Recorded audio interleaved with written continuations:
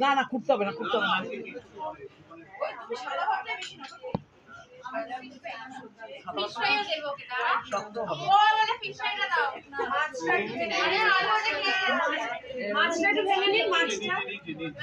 sorry বাবা চলছনা স্টিমলি চলছনা বুঝতে পারিনি বাবা দেখ আলু ভাজা ও আলু ভাজাই খাবে এই তোরা হাতে মুখে ঢেলে দে ব্যাপারটা আরে হাত থেকে চলে গেছে দেবো তো এই মুখে গেলে কিন্তু গলায় আটকে যাবে ভেঙে গেছে হ্যাঁ আলু পড়িয়ে